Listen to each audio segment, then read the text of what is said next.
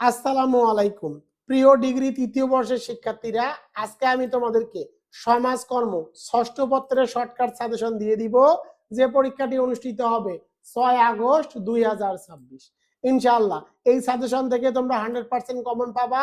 ক খ গ বিভাগের সাজেশন রাকিব স্যারের 8 বছরের অভিজ্ঞতার আলোকে। ইনশাআল্লাহ তোমরা বিগত সালে আমি বিগত যে সাবজেক্টগুলো সাজেশন দিয়েছিলাম, সেই সাজেশন থেকে 100% কমন পড়েছে। এই সাজেশন গুলো থেকেও তোমরা 100% কমন পাবা। রকিবুল 24 পাবলিকেশন কি স্ক্রিনের মধ্যে দেখতে পাচ্ছ? রকিবুল 24 পাবলিকেশনের প্রকাশিত সাজেশন বইসমূহ তোমাদের যেটা যেটা প্রয়োজন তোমরা চাইলে এই নম্বরে হোয়াটসঅ্যাপ এবং ইমোতে এসএমএস করে ক্রয় করতে পারো। প্রিয় শিক্ষার্থীরা, প্রথমে খ বিভাগের সাজেশন। 1 নম্বরটি দেখো, নির্দিষ্ট মাঠকর্ম ও চলমান মাঠকর্মের পার্থক্য কি? 2 নম্বরটি দেখো, উত্তম সাক্ষাৎকারের শর্তাবলী লিখো। 3 নম্বরে চিকিৎসা সমাজকর্ম বলতে কি বুঝো বা চিকিৎসা সমাজকর্ম কি? 4 নম্বরটি দেখো, মাঠ কর্মের বৈশিষ্ট্য লিখো বা 5টি বৈশিষ্ট্য লিখো। 5 নম্বরে বাংলাদেশের মাঠ কর্মের সমস্যাগুলো সংক্ষেপে আলোচনা করো। 6 নম্বরে বাংলাদেশ প্রবীণ হতৈষী সংঘের উদ্দেশ্য লিখো। 7 নম্বরে কেস স্টাডি ও কেস ব্যবস্থাপনার মধ্যে পার্থক্য দেখাও। এরপরে দেখো 8 নম্বরে কেস ব্যবস্থা বলতে কি বুঝো, কেস ব্যবস্থার কার্যাবলী লিখো। 9 নম্বরে সংশোধনমূলক পদ্ধতি কি, সংশোধনমূলক পদ্ধতি ব্যবস্থা কি? 10 নম্বরে সাক্ষাৎকার কি? 11 নম্বরে মাঠকর্ম সংস্থাপনের বৈশিষ্ট্যগুলো কি কি? 12 নম্বরে স্বেচ্ছাসেবী প্রতিষ্ঠান বলতে কি বুঝায়? 13 নম্বরে শহর সমাজসেবা বলতে কি বুঝো? 14 নম্বরে প্রবেশন ও প্যারোলের মধ্যে পার্থক্য লিখো। 15 নম্বরে কিশোর আদালত কি? শর্টকাট সাজেশন 1 2 3 4 6 7 8 থেকে 3 থেকে 4টি প্রশ্ন কমন পাবা। তোমাদের সকলের পরামর্শ থাকবে, এখানে যে 15টি প্রশ্ন দেওয়া আছে 15টি প্রশ্ন পড়ে যাবা, তাহলে এখান থেকে 5টি প্রশ্ন তোমরা কমন পাবা। তোমাদের জন্য এখানে আরো এক্সট্রা 13টি প্রশ্ন আছে, স্ক্রিনের মধ্যে তোমরা দেখতে পাচ্ছ। এই 13টি প্রশ্ন একবার করে দেখে যাবা, ইনশাআল্লাহ এখান থেকে তোমরা কমন পাবা। প্রিয় শিক্ষার্থীরা, এবার চলে যাব গ বিভাগ রচনামূলক প্রশ্নের সাজেশন ও উত্তরে। 1 নম্বরটি দেখো, 1 নম্বরে বাংলাদেশে মাঠ কর্মের সমস্যা ও সম্ভাবনা আলোচনা করো। 2 নম্বরটি দেখো, মাঠ কর্ম প্রতিবেদন লেখার নিয়মাবলী উদাহরণ সহ বর্ণনা করো। সাহায্যার্থীর প্রতি সমাজকর্মীর নৈতিক দায়িত্বগুলো আলোচনা করো। নৈতিক মানদণ্ড বলতে কি বুঝো? সাহায্যার্থীর প্রতি সমাজকর্মীর নৈতিক দায়িত্ব আলোচনা করো। একজন পেশাদার সমাজকর্মীর নৈতিক দায়িত্ব সমূহ আলোচনা করো। উত্তর একটাই লিখে দিয়েছি, আসবে। 4 নম্বরটি দেখো, মাঠ কর্মের সংজ্ঞা দাও। সংক্ষেপে মাঠ কর্মের ঐতিহাসিক প্রেক্ষাপটগুলো বর্ণনা করো। 5 নম্বরটি দেখো, 5 নম্বরে চিকিৎসা সমাজকর্ম কি? মাঠ কর্ম অনুশীলনে একজন চিকিৎসা সমাজকর্মীর ভূমিকা আলোচনা করো। 6 নম্বরটি দেখো, কেস স্টাডি প্রস্তুতের প্রক্রিয়া ব্যাখ্যা করো বা কেস স্টাডি প্রস্তুতের প্রক্রিয়া সমূহ আলোচনা করো। 7 নম্বরে তত্ত্বাবধায়ন কি?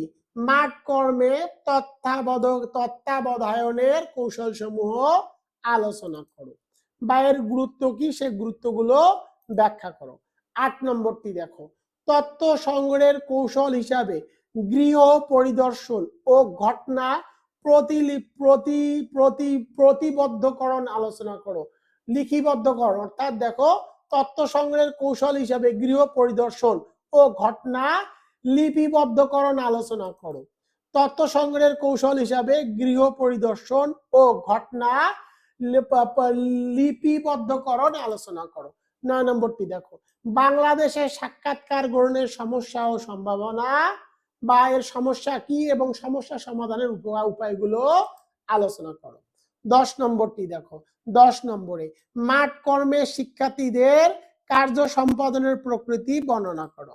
11 নম্বরে কেস স্টাডির জন্য তথ্য সংগ্রহের উৎস এবং কৌশলগুলোর বিবরণ দাও।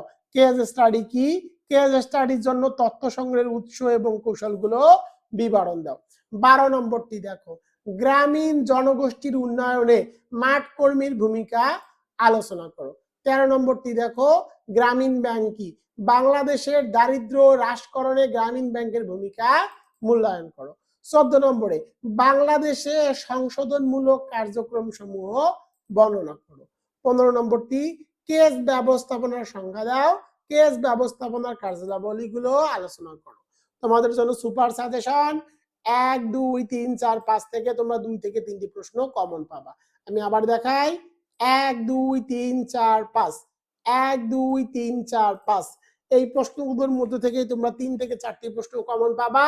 তোমাদের সকলের প্রতি পরামর্শ থাকবে, এখানে 15টি প্রশ্ন আছে, 15টি প্রশ্ন পড়ে যাবা, তাহলে 5টি প্রশ্ন এখান থেকে কমন পাবা। তোমাদের জন্য এখানে আরো এক্সট্রা 6টি প্রশ্ন দেওয়া আছে। তোমাদের জন্য এখানে আরো এক্সট্রা 6টি প্রশ্ন দেওয়া আছে। এই 6টি প্রশ্ন তোমরা একবার করে দেখে যাবা। প্রিয় শিক্ষার্থীরা, এবার চলে যাব ক বিভাগের সাজেশন ও উত্তরে। স্ক্রিনের মধ্যে দেখতে পাচ্ছ ক বিভাগের সাজেশন। তোমরা এগুলোর স্ক্রিনশট নিয়ে রাখো, এগুলোর স্ক্রিনশট নিয়ে রাখো, কারণ এগুলো আমি একদম সহজ ভাষায় লিখে দিয়েছি। তোমাদের বইয়ে কিন্তু এগুলো কঠিন ভাষায় দেওয়া আছে, আমি এগুলো খুব সহজ ভাষায় লিখেছি। তোমরা এগুলো স্ক্রিনশট নিয়ে মুখস্থ করে নাও। আমি তোমাদেরকে প্রশ্নগুলো দেখাচ্ছি, এই প্রশ্নগুলো থেকেই তোমরা কমন পাবা, এই প্রশ্নগুলো থেকেই তোমরা কমন পাবা।